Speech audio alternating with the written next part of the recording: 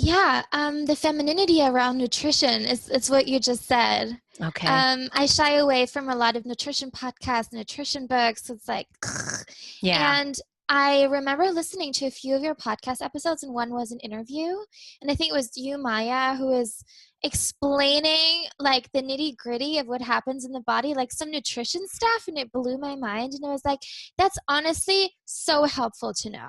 That's great.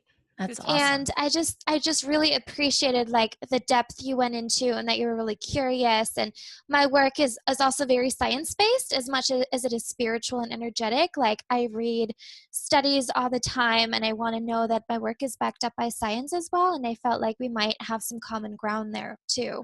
Yeah, because I hear all day long, eat kale, go into Yeah. ketosis, do this or that. And I'm like, I don't know what to eat. Can somebody tell me how my body actually works and how I'm supposed to eat? Because this is confusing. And for somebody, it just gives you so much more credibility. And also to just know what's going on is such a relief to me.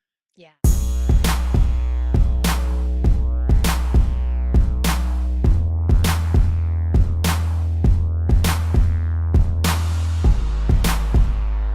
Welcome back, everybody, to another episode of Integrate Yourself. We're your host, Allison, Pelot, and Maja Gottlieb. You can find me, Allison, on pureenergypdx.com. You can find Maja at majagottlieb.com. Today, we're here with a special guest, and I'm so excited to be talking with Hanna Bier today. And she is an amazing guest. She's also a fellow podcaster, and she helps creative entrepreneurs, artists, and do-getters feel good in their own skin so that they can confidently create the beautiful lives and fulfilling careers they've always wanted. She offers one-on-one coaching, e-courses, and soulful podcast episodes for kind creatives who don't know how to achieve the success they desire yet. That's the key word. Hanna is a soulful success coach, energy healer, family constellation therapist, and a priestess of the divine feminine. She runs the podcast Mystics on a Mission show, which I'm a huge fan of, and currently lives in Amsterdam, Netherlands. Hanna, welcome to the show. We're so glad you're here. Thank you so much for having me. I'm so excited to be here. So Hanna, if you could share with our audience a little bit about your background, and I read, and by the way, your website is beautiful. I really love it. I'm like, I really want a website like that. And when I was looking at your website, I noticed that you had, you basically had a career in the fashion industry back in the day, and you became a coach and an energy healer. So how did that happen? What created that jump from, which is very, the fashion industry is very different than being an energy healer. It's a totally different field. So if you could share with everybody your journey on that and how you kind of became like, I'm amazed at everything you've got going on here. It's like family constellation therapist and a priestess of the divine feminine. I mean, wow. So yeah. If you could share with us how you became that and what inspired you to become that as well. Yeah, of course. So I feel like my story to becoming a healer starts very young. I struggled a lot when I was little. I experienced sexual abuse for the first time when I was 7. I was born into a very abusive family, lots of trauma in my family system. And I struggled with PTSD and anxiety disorder and depression for most of my life. I also became severely anorexic by the age of 9. So at a very young age, I was really troubled. And at the age of 14, my mom sent me to a psychotherapist because I had stopped speaking. And at the time, I had already stopped speaking for 2 years. And that's what happens to some people when their nervous systems are just completely maxed out. And that was the case for me. I was suicidal at that time. I was extremely skinny. I was barely holding on. And a part of my nervous system shut down, which meant that I wasn't speaking anymore. So my mom sent me to a psychotherapist, and I stayed in therapy until I graduated from high school. She was a children's therapist, and she did help me. So she was basically my cheerleader. She was the one who told me, you need to graduate from high school. You belong here. You need to live. You need to do something with your life. And it was really amazing to have somebody who believed in me, because I was really all alone in the world back then, or at least it felt that way. And after I graduated from high school, I kind of thought to myself, okay, well, I made it this far. What am I going to do with my life? And I just kind of decided I want to go into fashion. I want to do something that's creative. And I had the vision of becoming a CEO of an eco-friendly fashion company. So I knew that I wanted to do something that would help the planet. And I figured that would be a really useful way to do it, because at that time I was already vegetarian, and a year later I turned vegan. So using sustainable products was really important to me, and I saw that that was available in the food industry much more than it was available in, the fashion industry. So that's what got me into fashion. So I moved away. I went to fashion school, and I struggled a lot while I was studying. I still had PTSD, I still had depression, I still had anxiety. In addition to that, I started drinking, and I started popping pills, and I was partying basically all the time, and I just wanted to escape my body because I could not stand being with myself. I was in a really dark place still. And at one point, I just thought to myself, what the hell am I doing with my life? Like, I had come this far, but I wasn't really living. Like, I wasn't really doing anything with my life. I was really in a difficult place. And so I started studying yoga and nutrition and the brain and the nervous system and psychology. And slowly people started coming up to me, and they started asking me if I could teach them yoga, or if I could tell them about Ayurveda, or if they could tell me their what's going on in their lives and what has happened to them. And so I started teaching yoga at the park. I was the only yoga teacher in town. Nobody knew what that weird thing was that I was doing with my body. That was in Germany, by the way. So I went to university in Germany. And people stayed after the workshops. And that's how I first started coaching people. I didn't know what it was at that time. But yeah, people sought me out. And from there, really, I took healing myself and figuring out how to heal more seriously. So I enrolled in a bunch of certifications while I was still in fashion school. I also graduated from fashion school, and then I worked at a shop selling lingerie, high-end lingerie, which was also my way of contributing to the world by helping women embrace their bodies and wearing lingerie that's basically just decoration. And yeah, so it was a really natural transition for me into a coach. I never would have thought that I would be doing that, but yeah, it's my business now. That's amazing. Wow. What a story. And what a journey too. And you're so young. I Yeah. mean, and for what you've just talked about, the stuff that you've been through is amazing. So be very proud of what you have come through. I mean, remember the words of the person that told you that first, because not many people can tell those stories and still be standing. So bravo to you. Yeah. Yeah, it's what makes me so passionate about my work. Because after I graduated from high school, my assignment was to find a new therapist if things were going downhill, and they definitely were. So I went to see every single therapist that was taking on clients in town, and all of them rejected me, telling me that my case was too severe, that they could offer medication, but that they couldn't really help me. Wow. And I mean, it's good for us health providers to know where our boundaries are and what we can help with and what we can't. But it made me feel like I wasn't fixable. Like I was I was just too broken, and people had given up on me. So now that I also work with many people who've been through a lot, who've had a lot of family trauma or personal trauma, who struggle with anxiety, depression, bipolar disorder, eating disorders, and they come to me for emotional healing and for family healing. Um, something that I really stand for and why I tell my story is that we can heal from this. And many people, myself included, we just don't know if we're too broken. We just don't know if we can recover from all of that, because many people who've had similar upbringings, they do not make it very far in life. And they might take drugs, or they might just not make it. Mm-hmm. And I'm really passionate about showing people and giving them the tools to turn that around. Yes. Yeah, And that's the beauty of it, because your story means so much more when you think about how many more people would love to hear your story. and get help by it too, and healed.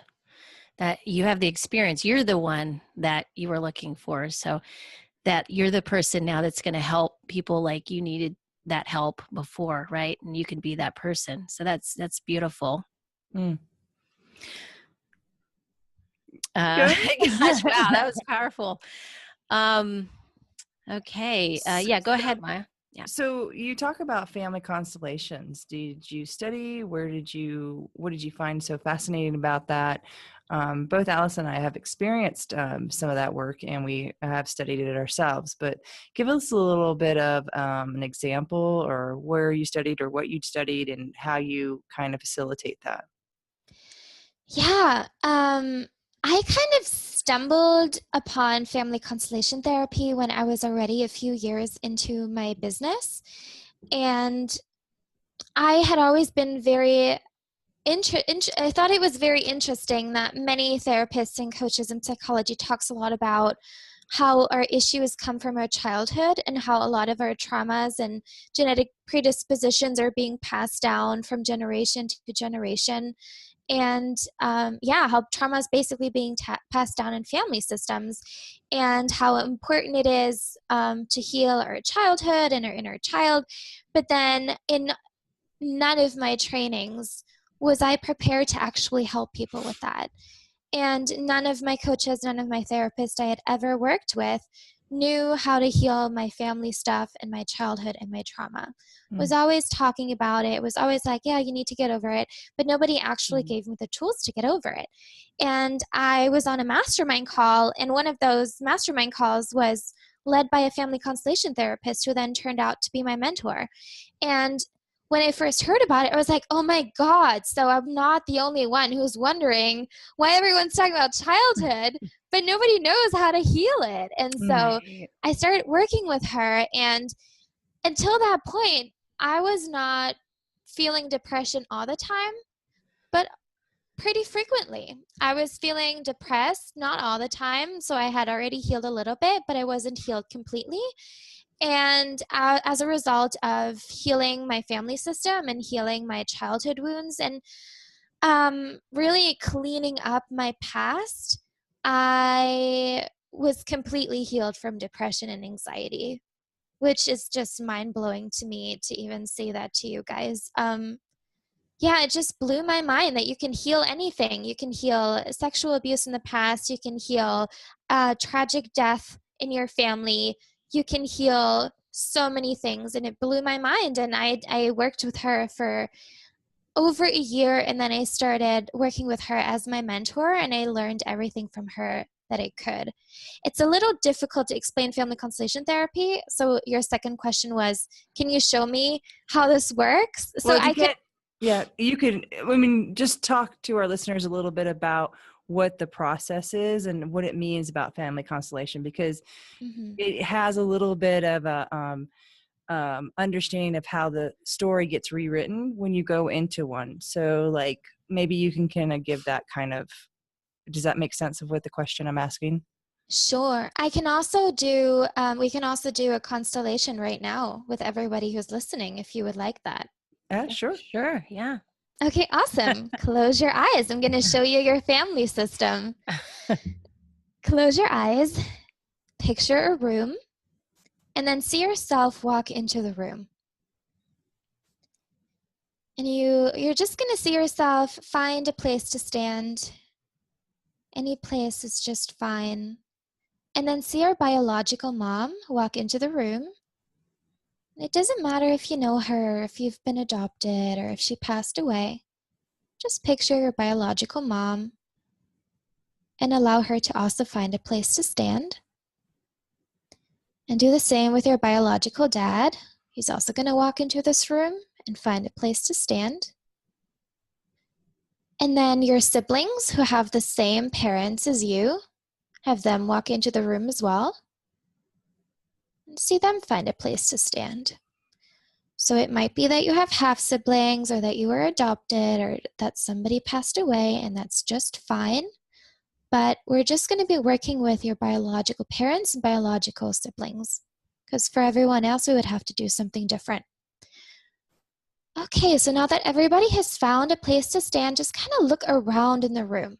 See if there are any obstacles, windows, doors, where people are standing, if somebody's sitting or standing up. Some people are closer together or further apart. And also feel what the atmosphere is like to stand in this way. And you might already get some ideas or some insights around what this might mean. Okay, and then I'm going to have you visualize yourself walk into the center of the room.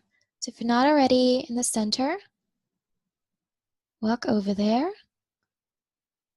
And then we're going to have your mom walk up to you and stand behind your left shoulder. And if you have a difficult relationship with your mom, or if this feels unsafe in any way, you can put her in a little bubble of energy, so you can visualize white or golden light around her. You can also draw a boundary on the floor. You can draw just a red circle around her, or you can create a little bit more space. And make sure that it feels safe for you to have your mom behind your left shoulder. And then we're going to have your dad walk up to you. And he's going to be behind your right shoulder. And do the same if you need to. Create a boundary or put him in an energy bubble. Create a little more distance if necessary. Okay, so now your mom is behind your left shoulder, your dad is behind your right shoulder, and you're all in the center of the room. Okay, and now your older siblings, if you have older siblings, they're going to stand to your left and a little bit ahead of you. So the oldest is going to be at a diagonal to you, a couple steps ahead. So you guys are still in line, but the eldest is a little bit ahead of you. And your younger siblings are going to be to your right, in line with you, but a little bit back, because the younger ones need more family and mommy and daddy love, so they get to be closer to your parents.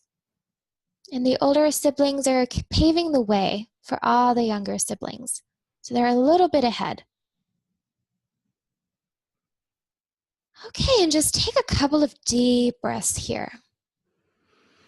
And this might feel a little bit new, because you might have been standing in a completely different way.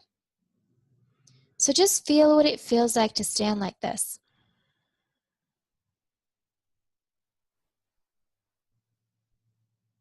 Okay, and then see if you can lean back into your parents a little. So your parents gave you the gift of life. Without your parents, you wouldn't be here. And they are the biggest potential sources of life force energy, of love and flow and abundance and confidence and health for you. So again, if this feels uncomfortable in any way because of a strained relationship with your parents, just kind of visualize the best parts of your parents behind you. The parts of them that are pure, that are loving. And see if you can lean back a little bit and receive this love, receive this support, this life force energy. And if you've been disconnected from your parents, this might feel really good or really new for you. Just take it in as much as you can. And you can also visualize your ancestors behind your parents. your mom's lineage behind her, your dad's lineage behind him. All those ancestors who came before you.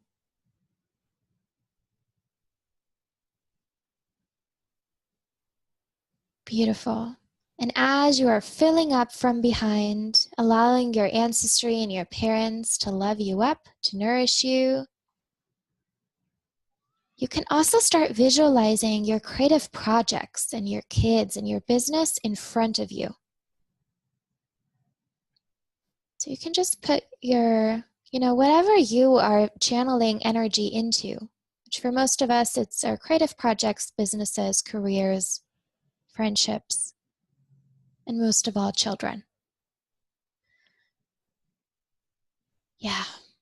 And as you're taking in this energy from behind you, allow some love to flow into what's in front of you.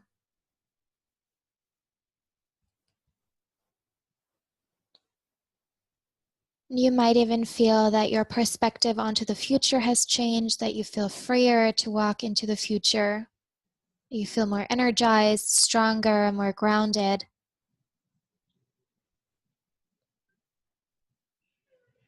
Beautiful. So take another deep breath in, feeling what it feels like to stand like this, just being curious, taking it in. And then you can slowly blink your eyes open. And if you want to, you can write down what you saw and what it might mean.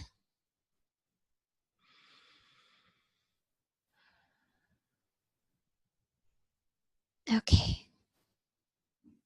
So that was your family system. Every single person in your family has a rightful place. Most of our families stand in very wild, dysfunctional ways where people stand next to each other when it's not right to stand next to each other, where people are not in the right order. And it's almost like if people aren't standing in the right spot, for some people, there's no space for them. Or some people might feel like they don't belong. Or some people might act as if they're a parent when really they're not. It just creates a lot of disarray in the family system. And it's really good for every single person to be in the right place for them. Because that's where life force energy can flow. That's where we can easily move into the future. And it's really our strongest role. Wow. Yeah. Nice. Thank you for taking us through that. That was a good Yeah. explanation for, and I hope everyone who are listening is able to visualize something for themselves. For me, it was very peaceful, and I really found it reminded me of why it's important to go back to that kind of work, to kind of re-energize myself and not feel that isolation in life, that there is ancestry energy that's coming through you. You have support whenever you think you don't. It's just a matter of reconnecting to that. So I appreciate that. Yeah, thank you so much. That was really powerful. I've been doing a lot of work with the pelvic bowl most recently, kind of getting back into that again. And a lot of stuff has been coming up for me the past couple of weeks, and a lot of healing. So that definitely made my eyes water. I was definitely shedding some tears there. So thank you. Yep. You're so welcome.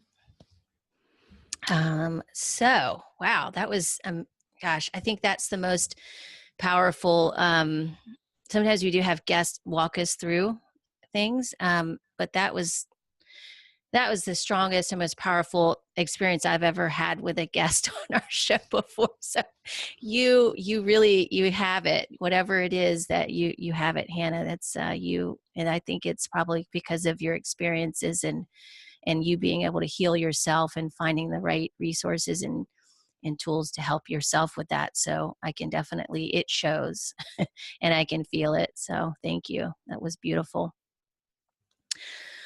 So yeah, go ahead. So will we rewind and kind of go back to what you were doing in the fashion world and what happened to you?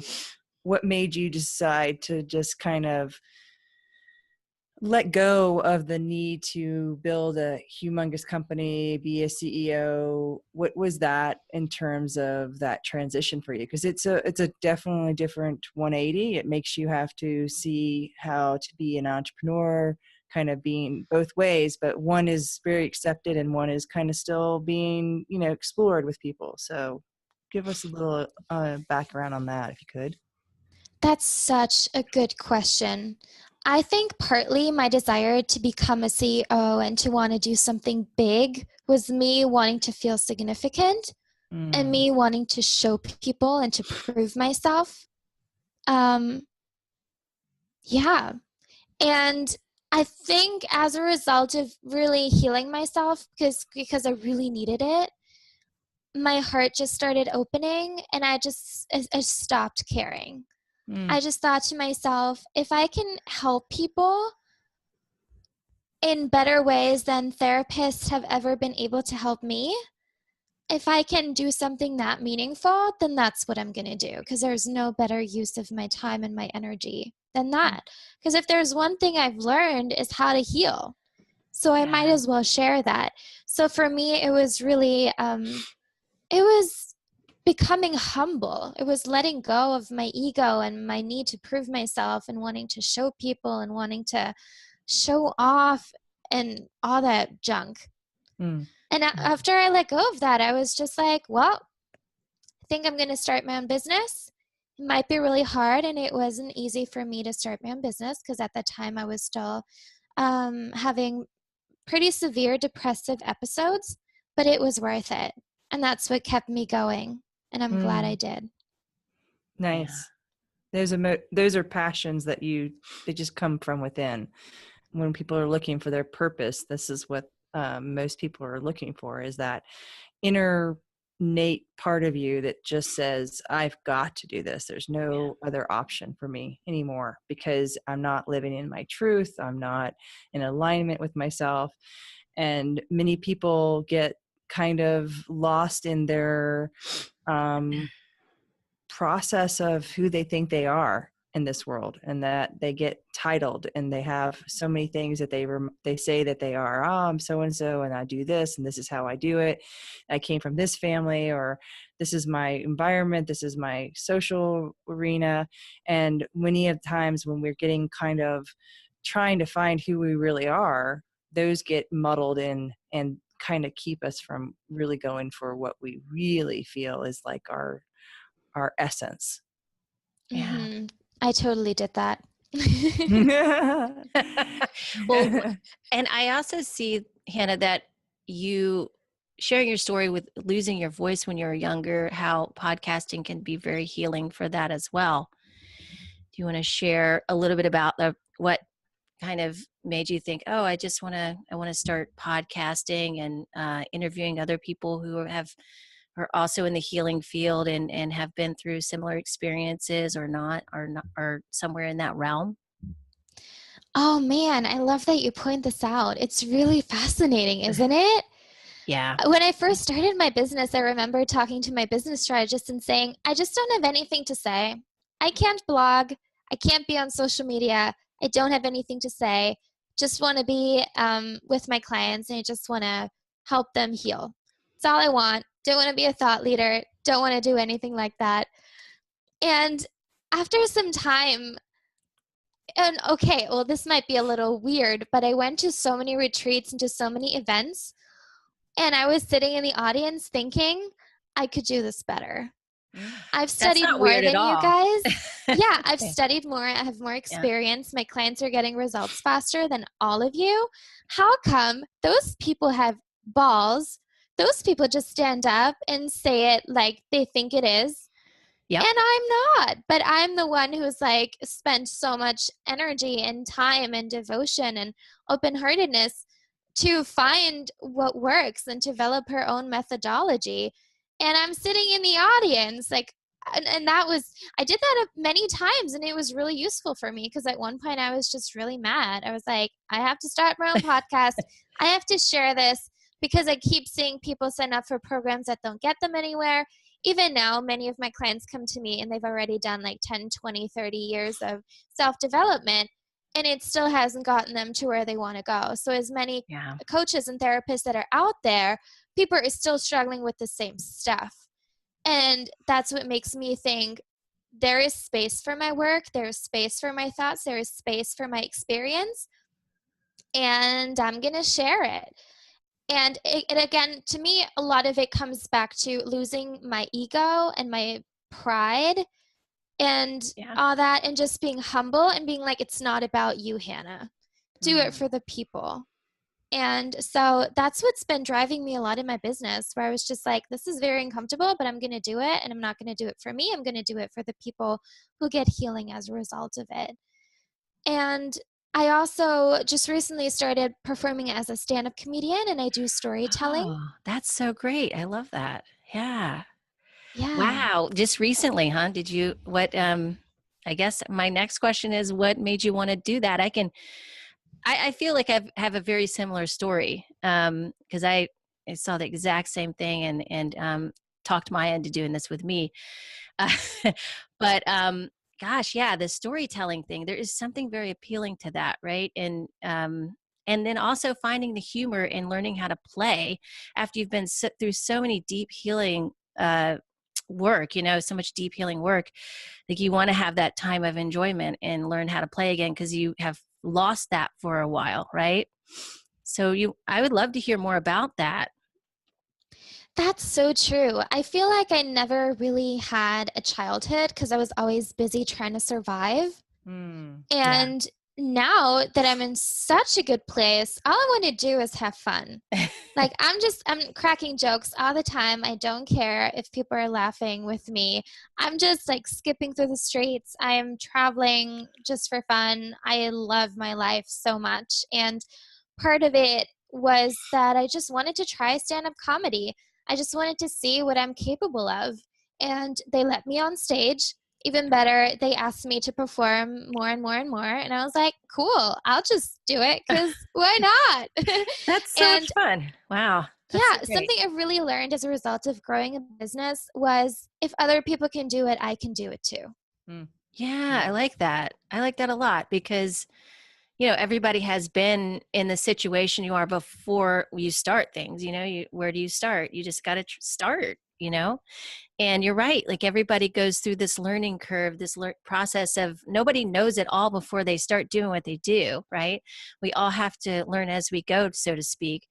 So, I think what you're saying, Hannah, is like enjoying it and having fun with it and finding the joy in it is like, that's key. If you're just doing it for other reasons, I guess it's not going to turn out as well. But the uncomfortableness of it is really exciting too. And for me, that stopped me for a long time as well. And I was trying to be, I would look like such a dork if I did that. And even if I do still look like a dork, I don't really care because I'm just being me. And if someone experiences me that way, then that's how they experience it. I can't really control that anyway. So Well, I Yeah. also find it's maybe the other side of the coin, because you're working with so many people in there. It's kind of serious business to help somebody walk through the path. And when you're walking through the path with someone, there's a point where you can get lost in the seriousness of what you think you're doing to help somebody. yeah, definitely. As you become a more and more appealing to other people to find ways for them to help, because you're radiating a way for them to see their own light. Mainly what I've noticed is a lot of people who've done coaching and stuff like that, like some of the people we've interviewed, there is another side of you that needs to come out within there, and that would be the what they would call it archetype, the Joker, right? The part of you that needs to, you may be the mystic, but now you're the Joker on the other side, because a part of you needs to be able to see how it isn't that serious. There is a lot of room for laughter in our lives, and that we have gotten just kind of wound up. And so what do you like to joke about? Like what is your stage? What do you have a name? Do you call yourself something? Do you have a certain kind of shtick or whatever you call it that you like to do on your comedy events? I love where this is going. I'm just so happy. I'm still too new in stand-up comedy to really have my persona figured out. People keep telling me that I should joke about being a dumb, cute blonde. It's not sitting well with me. Yeah. Oh. Yeah. I don't like to talk negatively about myself. Yeah. I just don't like it, but I am very weird. So I'm trying to play on that. So for example, I'll talk about how I really don't agree with all the people who say that Christianity is not inclusive. So that's like something that I talk about a lot on stage. I'm like, why do people keep saying Christianity is so uptight and not inclusive? Like, it's the only major world religion that is based on a sexy carpenter turning into a zombie. That is so true. Isn't it? I love that. Yeah. It's just me and my shower thoughts on stage. And then the second thing I always talk about is, what do superheroes do when they have to pee?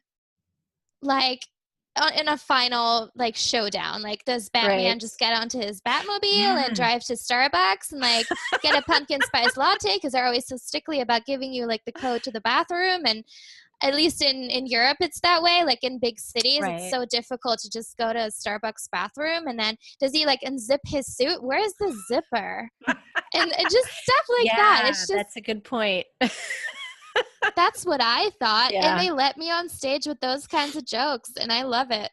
That's awesome. know, that is awesome. If you're having fun and you're loving what you're doing, and, keep doing it. It reminds me a lot of JP Sears, actually, a friend of ours.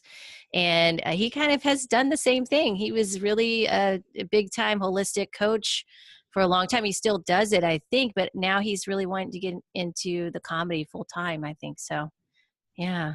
Yeah. Really cool. I've read something in my comedy Bible, and what's a comedy Bible? Is that I call it the Comedy or? Bible. It's like a big book of comedy tools.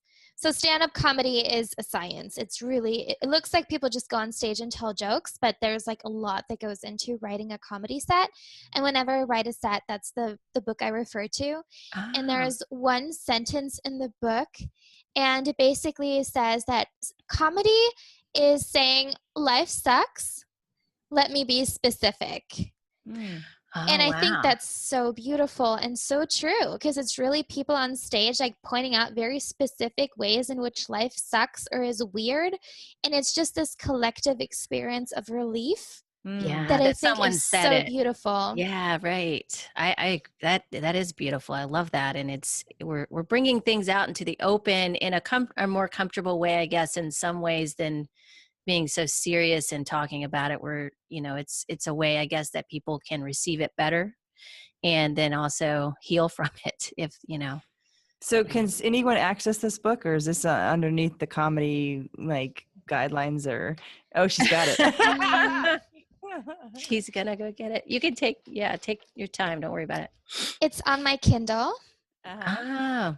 So for everyone who's into stand-up comedy, it's a really nice book. I love it so much. I'm such a geek. When I first got my first gig as a stand-up comedian, all of my stand-up comedian friends here, like, they're just winging it. I was like, nope, I'm going to read at least 10 books before I go on stage. I'm going to do all of my homework. And they were like, Hannah, you're so intense. You can just be you. And like, I'm going to be me, but I'm also going to be prepared. Prepared, yes. Good. I agree with that. That is a key. Yeah, it is. So have you had any hecklers or anybody who's kind of challenged you? I'm too cute. People are afraid to make me cry. Oh, that's the key. To be completely honest, my life is very easy because I cry easily, and people don't like making people cry. People don't know that I have a backbone, and that serves me. Wow. That is great. Yeah. Good for you to learn that one. It's a good trick. So it's called Mastering Stand-Up, and it's by Stephen Rosenfield. Highly recommend it. Okay. We'll put a link. We'll put a reference to this show on that. Yeah. Thanks for sharing that. Yeah. That's awesome. I'll check that out. going to the other side of this, the podcast, you interview a lot of women. It looks like for those who are more similar to you in terms of mystically helpful or doing some kind of coaching or doing some, looks like healing work and stuff. What have you kind of come to conclusion with these other ladies that are working and doing the similar work? What have you kind of found by podcasts, by asking them questions? What have you kind of related with them, and what have you found that is new? Mm-hmm. So my idea to start the Mystics on a Mission show was because I got many clients who wanted to do something special and big with their lives, but they didn't really know, or they felt like they couldn't really just trust that their gifts were good enough to make money with it. So I was like, I want to start a podcast or a show how different it can be. You know, if you're a spiritual person, or if you feel like you have gifts, or you feel like you want to do something really meaningful in the world, I just wanted to showcase the different ways in which people do that. So I've had many guests on the show who are angel experts or photographers or DJs, and something that they all have in common is that they fulfill some kind of sacred mission in Oh, very yeah. different ways. Because sometimes people will come to me and they'll say, oh, I want to start a juice company, or oh, I want to start something completely outrageous. And just because they don't see anybody else doing it, that keeps them from doing it. Or they think everybody else does it, so I shouldn't. And I just wanted to show the variety of people and how everyone has such a different flavor of using their Yeah. gifts to do something meaningful. Right. Because it's a narrowing of the thinking of, basically you put on these visions of, you don't see anybody around you doing what you think is really great or you like to do, and then you think your weirdness is something to keep behind doors. Don't show your weirdness to anyone.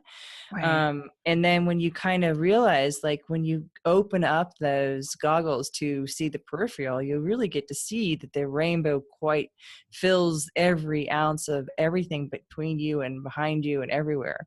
And when you get to be online and work with other people, from our perspective, I find that it opens up the world even better, because it really gets the kind of the part of us that really wants to share. Mm-hmm. Yeah. I find it can be so fulfilling, especially through connection, really. So perspective, I think it's about honoring your perspective and your experiences. And I think that people just discount their perspective and don't realize, like, actually, it's not about like the thing you're putting out there, or the product or whatever. It's about like your perspective, your take on it. That's what people are going to be drawn to. And that's what I think people don't and that's what I've discovered, because when you said earlier about you saw these people doing these things and you're like, I could do it better. And I thought that too. And then later I realized,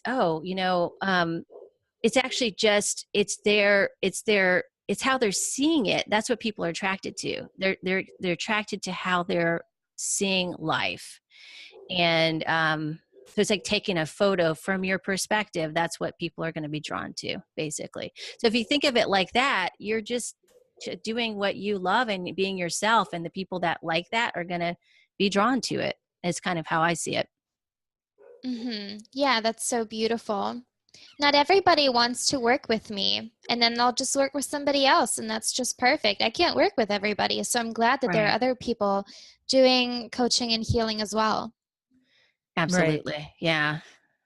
And I think one of the misleading parts is that we think that no one wants our work, but there's always a need for our work. It was coming through you for a reason. And you blocking it, or you kind of saying that it's not worth something because you can't figure out who would want it, is just a way to keep yourself from allowing that flow to come through. There's always a creative side of us that really has this consistent impulse to kind of just give to the world, sharing, having that kind of noticing that you're worth something. Everything you have is a value. what you voice, your being, everything. Absolutely. I agree with that 100%. Yeah. Yeah, I was not given these gifts and these life experiences and who I am and my unique perspective onto the world for nothing. Like, that's Right. definitely not a coincidence. I didn't go through all of this to just let it go to waste. Right. Yeah. That's beautiful. I love that. And that Yeah. you can actually claim that is even more. I mean, most Yeah. people say it, but you're showing it through what you've already processed. Like, you have your podcast, you have your comedian, stage presence, you have your website, and you're having clients. So to any time that you become disillusioned, you have things to look back at and say, no, I have proof to myself that this is always valuable. Yeah. Yeah. And sometimes I talk to people who are pretty new on the entrepreneurial journey, and they'll ask me, but what if nobody wants it? But what if it's not good enough? And honestly, confidence comes from sharing what we have. In the beginning, I Yeah. was not sure if my work was good enough, and it wasn't. It did not get my clients the results I wanted for them. And that's the part of starting something. You're never good Yeah. enough in the beginning. And my work just wasn't good enough. I just still needed to master it. I needed to learn. I needed to study. I needed to practice. But then I just kept sharing. I kept helping. I kept offering, at first for free, for a long time for free, until like my work was really good and people wanted to pay me for it. And then my business got more real and just more professional. But it's not even a matter of me believing in myself or me being confident in myself. It's more the black and white of my clients' lives changing. My clients Yeah. stopping needing to take medication. My Yeah. clients not having depression or anxiety hardly ever anymore. My clients moving across the world. My clients successfully starting businesses, falling in love, getting married, having kids. Even though when we first started, they never, ever, ever would have thought that that's even an option for them. And Right. that's just me being so busy helping them and so devoted and so deeply immersed in my work that there's just no space for destructive self-doubt. I always have a little bit of self-doubt where I'm doubting, can I do this better? Is Yeah. this working? Do I need to change course? That's always there, and I love it. But yeah, at the end of the day, I am providing a service, and I look at, is it working? And that's what gives me the biggest amount of confidence to keep going and to keep sharing it. And I think the So reevaluation is good because then you can get re-inspired. It helps you stay with it as well and keep learning. Yeah. Yeah. So, what is on the horizon for you? What do you want to do, or what do you have inklings of, thoughts of, that you would think that this is the something else that I would like to try, or something else I'd like to refine and do something with? Sounds like comedy then, right? That's such a good question. I love my business so, so much. For a long time, I was focused on developing my methodology, and I was working with a very limited number of people, and it was all in a one-on-one format. And I would love to share this in a bigger way. Now that you're asking me, just off the top of my head, I would love to teach my methodology to other people so that more people can um, receive my work without me needing to facilitate it one-on-one. That's something I would really love. My business brings me so much joy, and I'm in the process of taking it bigger, but still keeping the intimacy that I have, which I think is necessary for the work that I do. So I'm currently figuring that out. And I'm just playing around with stand-up comedy. Don't want to think about it much, but maybe I'll be a big stand-up comedian one day. All Who right. That's great. Well, Hannah, what do you have? I know you have some offerings and some e-courses, and also, of course, they can find you on your website and work with you one-on-one. Do you want to share with our audience all those outlets and ways of getting in touch with you? Yes. So my website is hannabier.com. It's Hanna, HANNABIER.com. And I have some freebies, so you can find a button that's called Start Here. And you can find my Soulful Success Formula, which is basically my entire methodology laid out. It's a lot of energy healing, family healing, self-worth coaching, and basically laid out. And I also have a daily energy healing meditation that you can download. You can start practicing every day to start healing. Yeah, my favorite way to work with people is one-on-one. So you can book a call with me and we can talk about if I can help you and what working together might look like. Awesome. Thank you. The meditation sounds amazing too. I'm going to have to try that. So, Maja, do you have anything else to say before we close up? No, I really enjoyed this time with you, Hannah. Thank you for coming on our show and showing us what a soulful success coach is. You definitely have empowered yourself to a point of your own healing and kind of giving, not kind of, but absolutely giving everything from the heart, which is a needed thing in this world. So we really appreciate you doing what you do. Yeah. Thank you Wow. so much. That really warms my heart. Thank you so much for having me. Mm.